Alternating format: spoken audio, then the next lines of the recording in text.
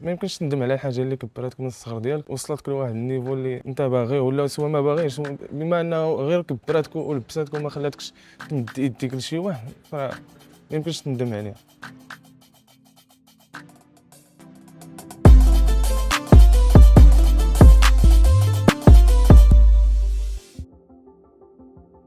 الاسم ديالي حميد أنزيد من مدينة أكادير، بالضبط تيكيوين.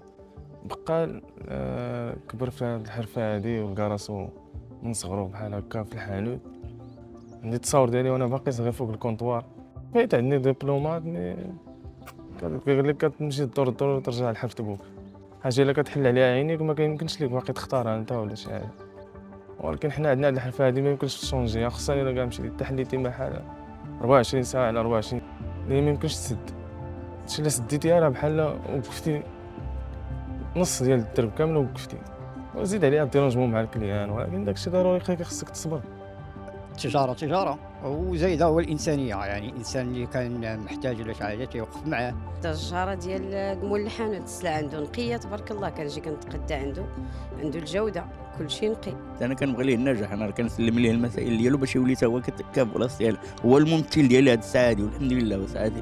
كما قلت لك الله يسمح لينا من الوالدين، كنديروا بعض الخطرات بعض الاغلاط ولكن ما كنكونوش عارفينهم. فالوالد ديالي كنقول ليه الله يخليه ليا، هو كلشي.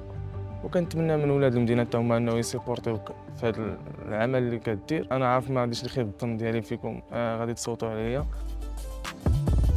صيفط الرقم ديال المشارك اللي بغيتي تصوت عليه الواتساب 07 07 77 87 78 وتبع نتائج مسابقة أحسن مول حانوت على الصفحة ديال أتقداو.